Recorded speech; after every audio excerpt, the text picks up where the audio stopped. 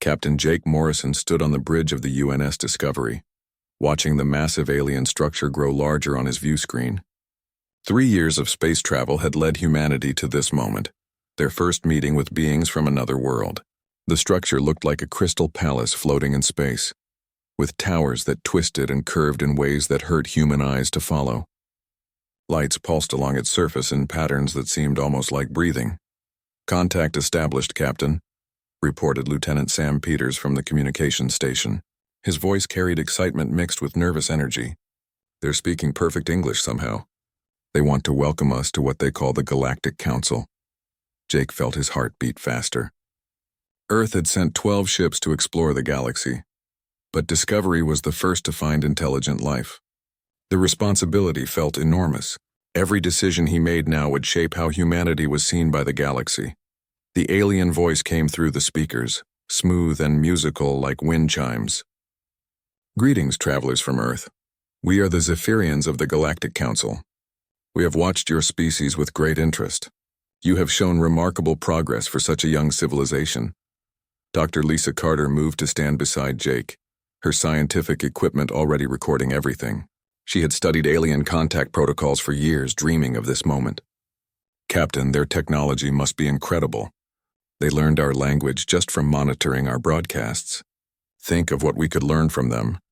The view screen changed to show the inside of the alien station. Beings made of what looked like living crystal moved gracefully through corridors that seemed to shift and flow. Their faces were hard to understand, but their movements suggested curiosity and welcome. "We would be honored to meet with your representatives," Jake said, trying to keep his voice steady. "Humanity has always hoped to find friends among the stars." "And friends you shall have," the alien replied.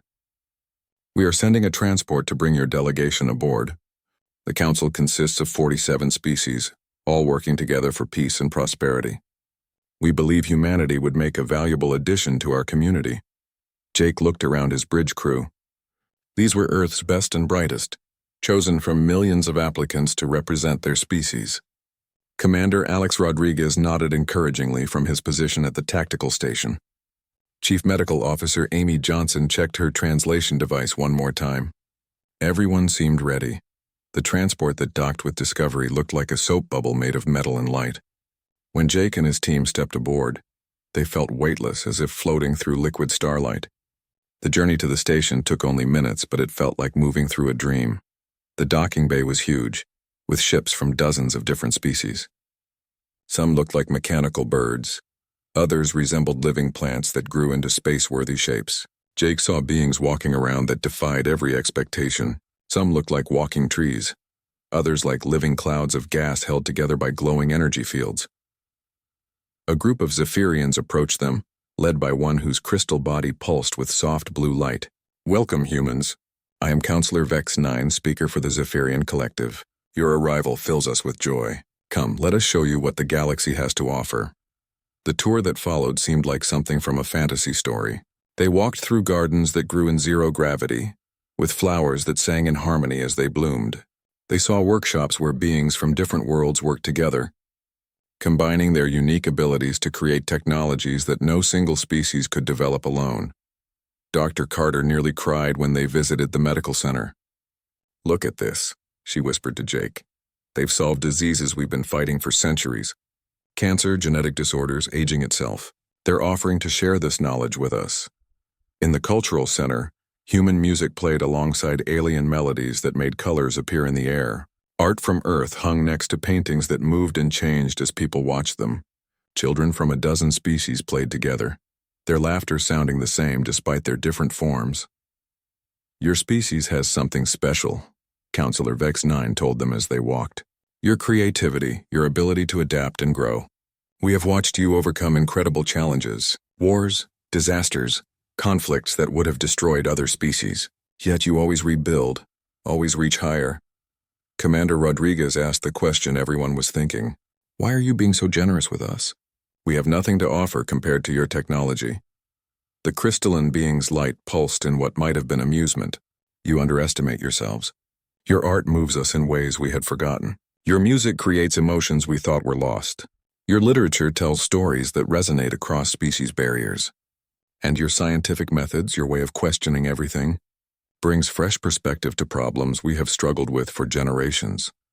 They were taken to a conference room where representatives from other council species waited. The variety was overwhelming. Beings that looked like living metal stood next to creatures made of pure energy. Plant-like entities communicated through scent, while insect-like beings spoke in mathematical equations. Each species brings something unique to the council, explained a representative of the Kythera, a hive-minded species that spoke with hundreds of voices at once. The Zephyrians bring wisdom and stability.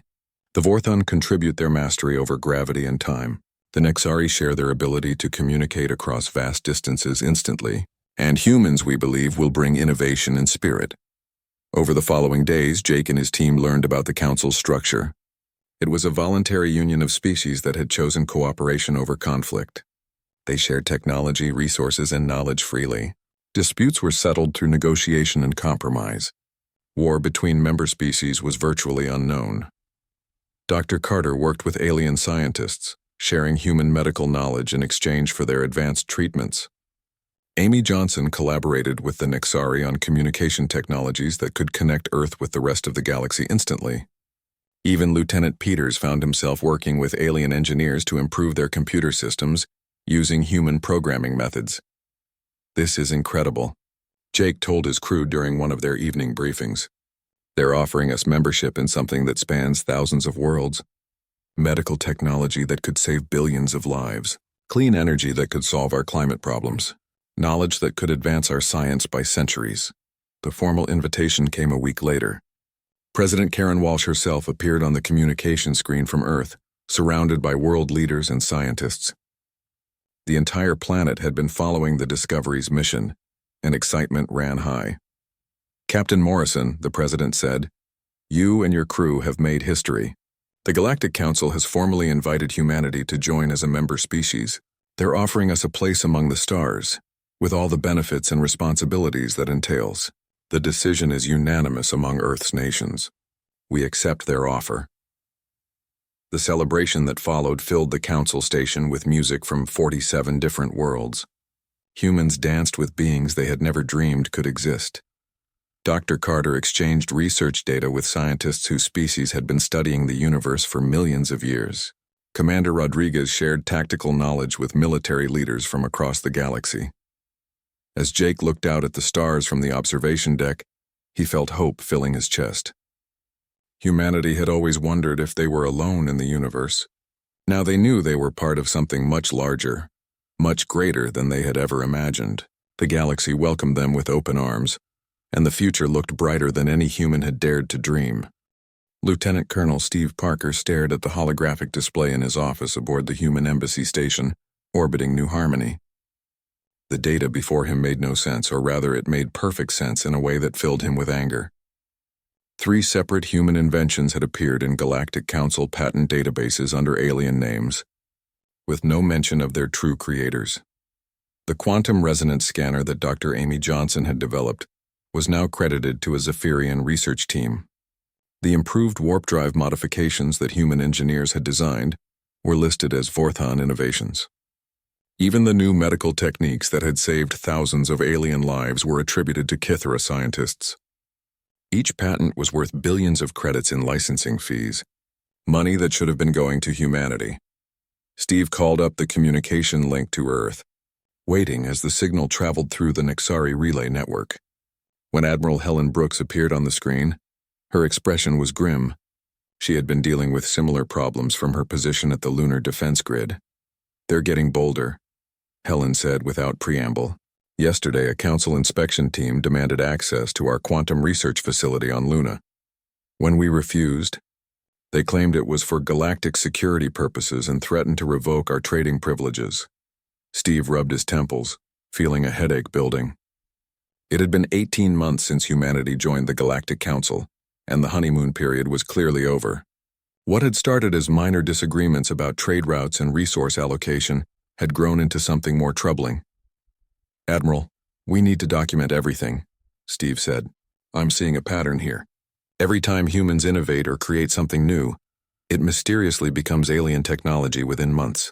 Either we're the unluckiest species in the galaxy, or something else is happening.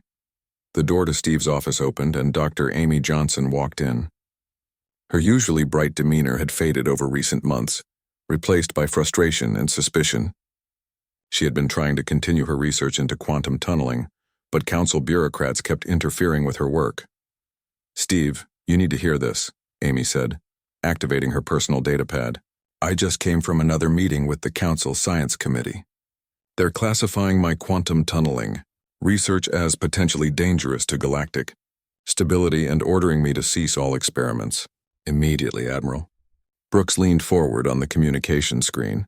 "On what grounds?" "They claim that unrestricted quantum tunneling could destabilize space-time itself," Amy replied, her voice thick with sarcasm. Funny how they didn't mention these concerns when they were studying my preliminary data 6 months ago. Now that I'm close to a breakthrough, suddenly it's too dangerous for human hands. Steve felt pieces of a puzzle clicking together in his mind. The patent thefts, the increased restrictions on human research, the growing isolation of human personnel from important council decisions. It painted a picture he didn't want to believe. Captain Jake Morrison's voice came through the intercom system. "All senior staff to the main conference room immediately. We have a situation." The conference room buzzed with tension as the human leadership gathered. Captain Morrison looked older than his years, the stress of diplomatic relations wearing on him visibly. Commander Alex Rodriguez sat at the tactical station, reviewing reports from human settlements across council space.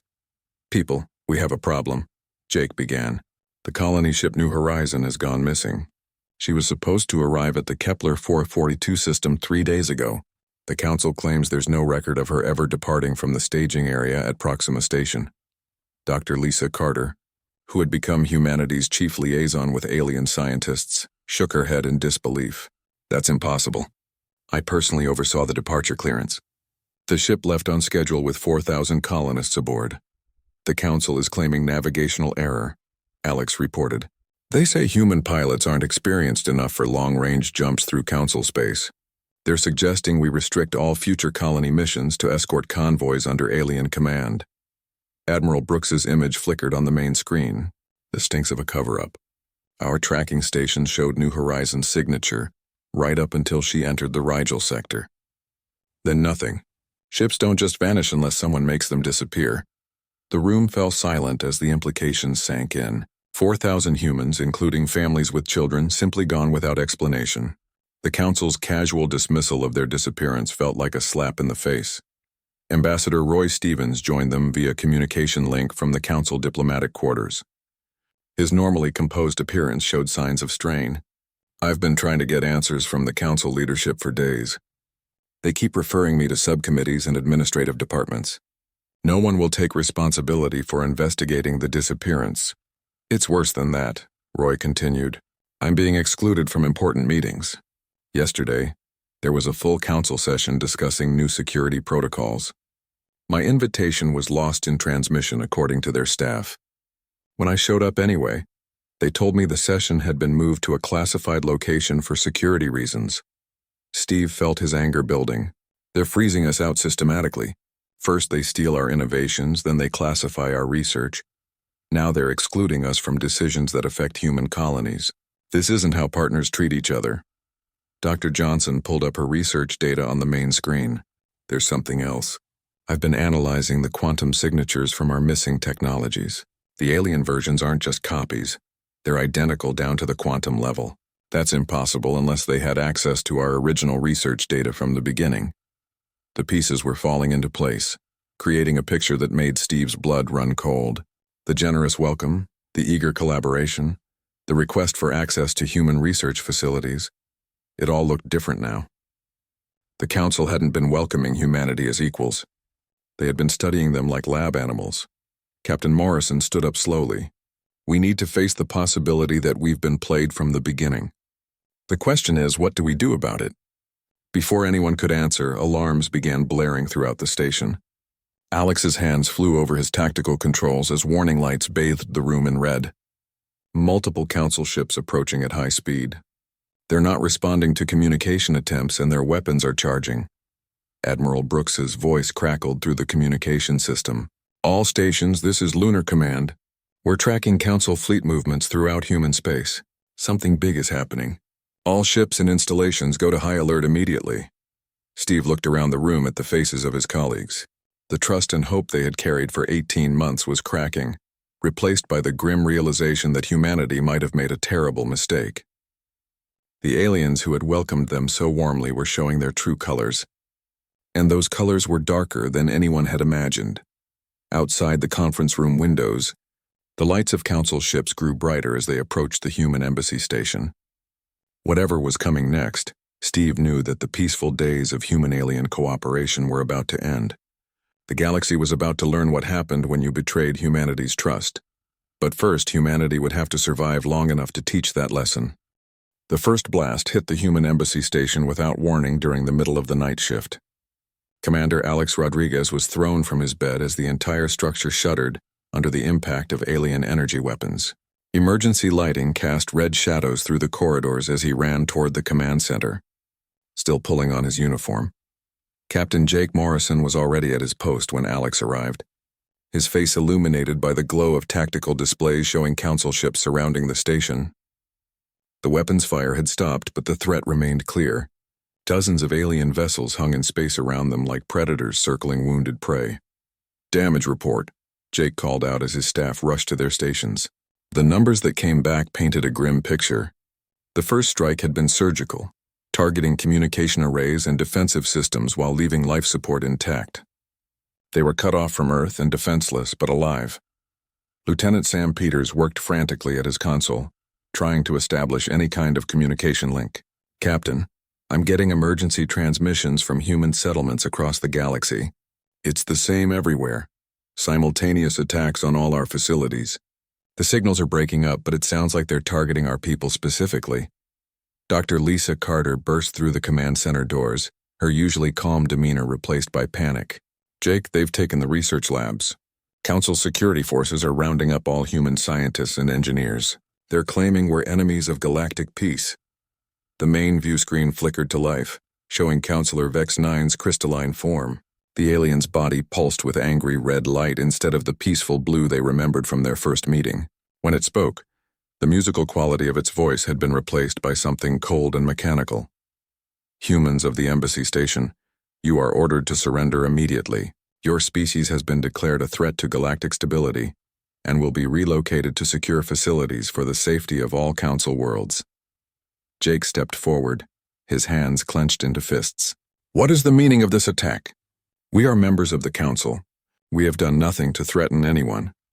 Your rapid technological advancement poses an unacceptable risk," Vex 9 replied. "Our analysis shows that humanity's aggressive nature and unpredictable innovation patterns make you unsuitable for galactic citizenship. The Council has voted for your removal from civilized space." The truth hit Jake like a physical blow. Everything had been planned from the beginning. The warm welcome, the generous sharing of technology, the invitation to join the Council. It had all been a trap designed to study humanity and then eliminate the threat they posed to the established order. On Earth, General Paul Martinez watched the orbital bombardment begin from his command bunker beneath the Pentagon. The first energy beam struck major cities without warning, turning downtown areas into fields of glass and ash. The death toll climbed into the millions within minutes as alien ships methodically destroyed every major population center. "President Karen," Walsh's voice came through the emergency communication system from Air Force One, strain evident in every word. "All military commanders, we are under attack by Council forces. This is not a drill. Implement Broken Arrow protocols immediately." Paul's screen showed the devastation spreading across the globe. New York, London, Tokyo, Moscow, every major city was burning under alien fire. The Council ships moved with practiced efficiency. They're targeting computers, picking out government buildings, military installations, and research facilities with surgical precision. "Sir, we're getting reports of ground invasions," his aide reported. "Council troops are landing at strategic locations worldwide. They're herding survivors into what look like detention camps." The scale of the betrayal was overwhelming. Paul had fought in wars before, but this was different. This was genocide disguised as law enforcement. The aliens weren't trying to conquer Earth. They were trying to erase humanity from existence. At the lunar colonies, Captain Claire Hayes watched her homeworld burn from the observation deck of Armstrong Base. The moon's proximity to Earth gave her a front-row seat to humanity's darkest hour. The blue marble that had inspired countless generations was now streaked with the orange glow of massive fires. "Captain, we need to evacuate now," her first officer urged. "Council ships are heading this way. They'll be here within the hour." Claire forced herself to look away from Earth's agony and focus on saving the people under her command. The lunar colonies housed nearly 1 million humans, mostly miners and researchers who had never expected to become refugees. The evacuation ships could only carry a fraction of that number. "Load the children first," she ordered, "then the elderly and injured. Everyone else will have to wait for the second wave." She knew there might not be a second wave, but she couldn't abandon hope entirely. Meanwhile, Admiral Helen Brooks aboard the UNS Defiance tried to coordinate humanity's scattered forces. The surprise attack had caught most of their fleet in port or on routine patrols. Ships that should have been defending Earth were spread across dozens of systems, helpless to prevent the slaughter of their homeworld. "All human vessels. This is Admiral Brooks," she broadcast on emergency frequencies. "Earth has fallen. Repeat, Earth has fallen. Implement Phoenix Protocol and rally at the designated coordinates. We will not let our species die without a fight." Back on the embassy station, Commander Rodriguez led a desperate attempt to reach the detained human scientists. Dr. Amy Johnson was being held in the research sector, along with dozens of other key personnel. The council guards weren't expecting resistance from the supposedly peaceful humans, a mistake that would cost them dearly. Rodriguez and his security team moved through the station's maintenance tunnels, using their knowledge of human engineering to bypass alien security systems. When they reached the detention area, they found Dr. Johnson and the others locked in cells designed for much larger alien prisoners. "Alex, thank God," Amy whispered as he freed her from the energy restraints. "I overheard the guards talking. This isn't just about Earth. They're planning to eliminate every human settlement in the galaxy. They call it the final cleansing." The rescue team fought their way back through the station as council reinforcements arrived. Rodriguez knew they had minutes at most before being overwhelmed. Their only hope was reaching the emergency shuttles and escaping to warn the scattered human forces. As their shuttle launched from the dying embassy station, Rodriguez looked back at the structure that had once represented humanity's bright future among the stars. Council ships were already moving in to destroy what remained, erasing the last symbol of human presence in their space. The galaxy had shown its true face to humanity, and that face was ugly with hatred and fear. The aliens who had welcomed them with open arms had revealed themselves as executioners, determined to prevent humanity from rising to challenge their ancient dominance. But they had made one crucial mistake. They had left some humans alive, and those survivors carried something the Council had never encountered before. They carried humanity's rage, and that rage was about to reshape the galaxy forever. The asteroid belt had never been so full of life and purpose. Hidden within the rocky debris that orbited between Mars and Jupiter, humanity's survivors built their new home from salvaged metal and burning determination. Chief Engineer Bob Turner watched as another mining station transformed into a weapon of war, its industrial equipment retooled to forge instruments of vengeance. 6 months had passed since the Council's betrayal, and the scattered remnants of humanity had found each other in the cold darkness of space. What started as desperate refugees huddling in converted cargo holds had grown into something the galaxy had never seen before, an entire species united by a single purpose. Admiral Helen Brooks stood in the command center of their main base, carved deep into the heart of asteroid Ceres. The walls were lined with displays showing the positions of every human ship, every hidden outpost, every survivor who had managed to escape the Council's genocide attempt. The numbers were small compared to Earth's former population, but each person represented something precious, the seed of humanity's future. "Status report," Helen called to her staff. The transformation of her people still amazed her. Scientists had become strategists, miners had become soldiers, and peaceful explorers had become something that made the Council ships flee in terror. Captain Jake Morrison approached the central display, his face bearing new scars from their recent operations. The diplomatic uniform he once wore had been replaced by practical combat gear, and his eyes held a hardness that would have shocked his former self. "The Proxima raid was a complete success," Jake reported. We destroyed 3 Council supply depots and captured enough equipment to outfit 2 more assault teams. The enemy never saw us coming until their stations were already burning. Dr. Amy Johnson joined them, her scientific equipment now focused on entirely different research. The quantum tunneling project that the Council had tried to suppress was now humanity's greatest weapon. Her breakthrough allowed human ships to appear anywhere in the galaxy without warning, turning their small numbers into an unstoppable advantage. The new drive systems are ready for installation, Amy announced. We can now move an entire strike fleet from one end of Council space to the other in minutes. Their patrol ships won't know what hit them until it's too late. Commander Alex Rodriguez entered the command center with a group of freed human prisoners, their faces showing the horrors they had endured in Council detention camps. The rescue mission had been dangerous, but Rodriguez refused to leave any human behind enemy lines. Each successful liberation added to their growing force and their burning desire for justice. The intel from the rescued prisoners confirms our suspicions, Rodriguez reported. The Council isn't just trying to eliminate us, they're studying us. They want to understand what makes humans so adaptable before they finish the job. Bob Turner looked up from his engineering station where he was designing their latest creation. The weapon taking shape on his screens would have been unthinkable during humanity's peaceful years, but desperation had unlocked innovations that surprised even him.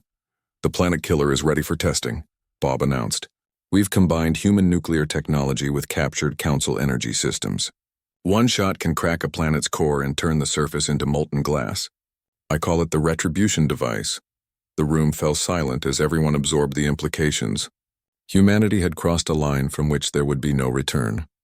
They were no longer the peaceful explorers who had dreamed of friendship among the stars. They had become something darker, something necessary. Lieutenant Colonel Steve Parker brought news from their intelligence network, a web of human agents and sympathetic aliens who fed them information about Council movements. The data painted a picture of an enemy growing increasingly desperate as human attacks intensified. Council propaganda is calling us the human plague, Steve reported with grim satisfaction. Their civilian populations are demanding protection from our raids. Some outer colonies are even surrendering without a fight when they detect human ships approaching. Admiral Brooks smiled for the first time in months. Fear was spreading through Council space like wildfire, and fear was exactly what they wanted. The aliens who had tried to exterminate humanity were learning what it meant to be hunted by an enemy that refused to die.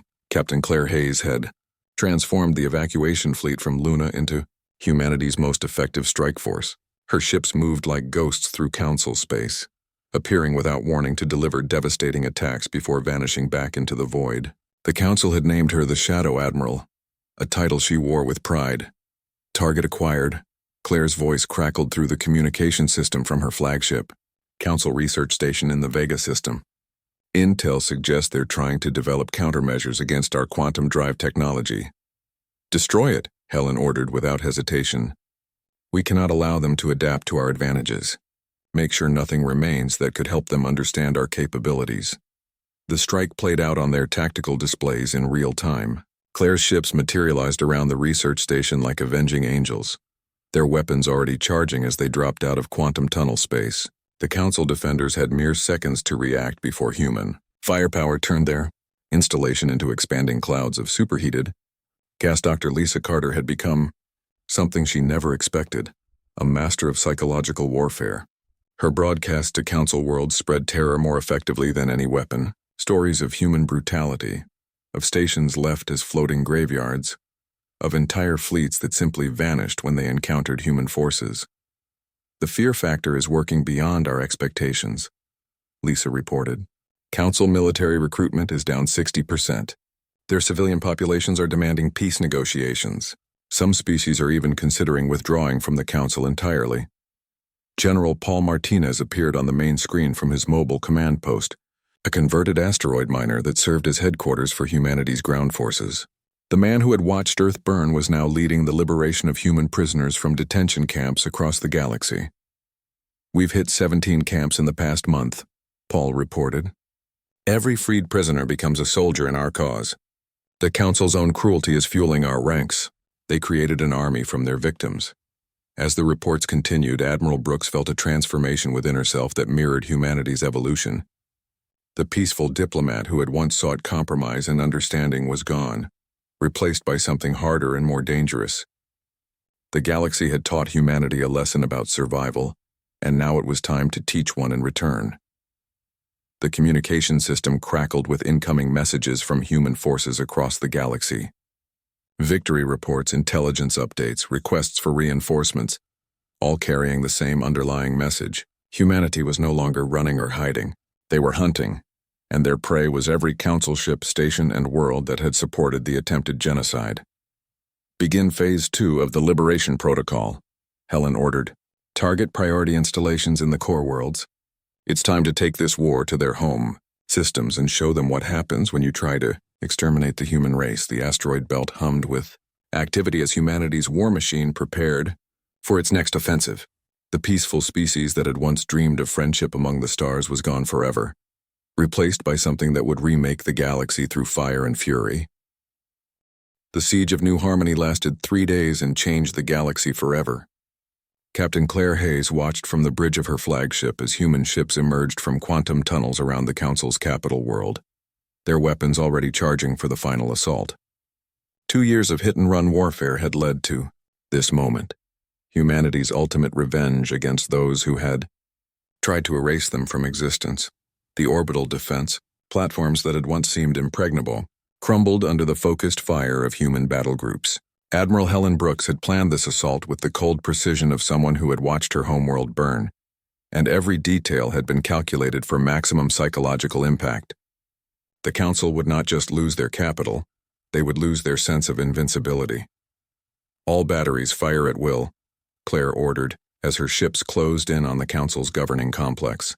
The crystalline towers that had once inspired wonder in human visitors now shattered under bombardment, their beautiful architecture becoming monuments to alien arrogance and the price of genocide. Down on the planet's surface, General Paul Martinez led the ground assault through the ruins of the government district. His troops moved with the efficiency of soldiers who had learned warfare in the hardest school possible, survival against impossible odds. The Council security forces that had seemed so formidable during the initial betrayal now fled before advancing human infantry. Commander Alex Rodriguez stood in the Council chambers themselves, surveying the alien leaders who cowered behind their energy shields. These beings had once looked down on humanity as primitive newcomers to the galaxy. Now they trembled as human soldiers surrounded their seats of power. Counselor Vex 9, Rodriguez called out to the Zephyrian leader whose crystal form had lost its luminous glow. Remember us? The peaceful species you welcomed with open arms? The friends you invited to join your community? The alien's voice cracked as it replied, the musical quality replaced by something that sounded almost like fear. Commander Rodriguez, surely we can negotiate. The Council acted in panic. We underestimated humanity's potential and reacted poorly. We can make amends. Rodriguez laughed, the sound echoing through the chamber like breaking glass. Amends? You tried to exterminate every human in the galaxy. You turned our homeworld into a graveyard. You herded our people into camps like animals. What amends could possibly balance that debt? Dr. Amy Johnson entered the chamber carrying a device that made the remaining council members recoil in terror. The quantum tunneling technology they had tried to suppress and steal had evolved into something beyond their worst nightmares. With a single activation, she could tear holes in space-time itself, turning entire star systems into cosmic graveyards. The irony is perfect, Amy said, her voice carrying none of the scientific curiosity that had once defined her. You were so afraid of human innovation that you tried to destroy us. Instead, you forced us to innovate in ways you never imagined. We've become everything you feared and worse. The main doors burst open as Admiral Brooks entered with her command staff. The woman who had once hoped for peaceful cooperation between species now commanded the most feared military force in galactic history. Her uniform bore the scars of 2 years of constant warfare, and her eyes held the cold light of someone who had seen too much death to ever find peace again. The orbital bombardment is complete, she reported to the assembled humans. Every Council military installation in this system has been neutralized. Their fleet is destroyed, their defenses are down, and their government is at our mercy. Chief Engineer Bob Turner activated his holographic display, showing the positions of human forces throughout Council space. The map told a story of total victory. Former Council worlds now flew human flags, their populations either fled or surrendering. The civilization that had ruled the galaxy for thousands of years was collapsing under humanity's assault.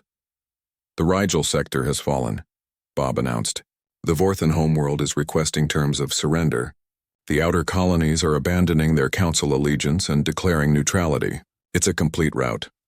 Lieutenant Colonel Steve Parker brought forward a group of freed human prisoners, their faces showing the physical and psychological scars of council detention. These survivors had endured torture, experimentation, and systematic brutality designed to break the human spirit. Instead, each atrocity had only fed humanity's growing rage. These people represent the last of the prisoners we've located, Steve reported. The Council's own records show they plan to eliminate all human genetic material within 5 years. They weren't just committing genocide. They were trying to erase us from history itself. The weight of that revelation settled over the chamber like a physical presence. The Council hadn't acted from fear or panic as they claimed. They had planned the complete destruction of humanity with cold, calculated precision. There could be no mercy for such an enemy. Dr. Lisa Carter stepped forward with her psychological warfare reports, documents that showed the terror spreading through former Council space. Entire species were abandoning their worlds rather than face human retribution. The aliens who had once seen humans as primitive and controllable now spoke of them as demons unleashed from the darkest corners of space. The fear is total, Lisa announced. Council propaganda networks are broadcasting continuous surrender offers. They're willing to give us anything we demand if we'll just stop the killing. Admiral Brooks looked around the chamber at her fellow survivors, seeing in their faces the transformation that had remade their entire species. The diplomats and scientists and peaceful explorers who had first contacted the Council were gone, replaced by something harder and more dangerous. Humanity had evolved in the crucible of betrayal, and the result was a force unlike anything the galaxy had ever seen. "Bring in the remaining Council leaders," Helen ordered. "It's time to dictate terms." The surviving aliens shuffled into the chamber under heavy guard, their various forms all displaying the universal language of defeat. Representatives of 47 species who had once ruled thousands of worlds now faced the judgment of the species they had tried to exterminate. "You wanted to teach humanity about galactic politics." Admiral Brooks addressed them, her voice carrying across the chamber like a death sentence. "You showed us that the galaxy respects only strength. You demonstrated that treaties and friendship mean nothing when power is at stake. You proved that survival requires the willingness to do anything necessary to protect your own." She paused, letting the words sink in before continuing. "Congratulations. We learned your lessons perfectly." Commander Rodriguez activated the holographic display showing human forces positioned throughout the galaxy. Former Council worlds now bore the symbols of human occupation. The species that had once been hunted refugees now controlled the space lanes, the trade routes, and the resource systems that kept galactic civilization functioning. "These are our terms," Helen announced. "Complete surrender of all Council military forces, reparations for the attempted genocide against humanity, recognition of human authority over all former Council territories, and the establishment of human oversight over all species that participated in our persecution." The chamber erupted in alien protests and pleading, but Admiral Brooks raised her hand for silence. "You had your chance to treat us as equals. You chose extermination instead. Now you'll live under human rule, and you'll be grateful we're more merciful than you were." As the defeated Council leaders were led away to face their new reality, Admiral Brooks stood alone in the chamber that had once been the center of galactic power. The peaceful species that had dreamed of friendship among the stars was gone forever, replaced by rulers forged in fire and betrayal. The galaxy had taught humanity about strength and survival, and now it would live forever under the shadow of the monster it had created.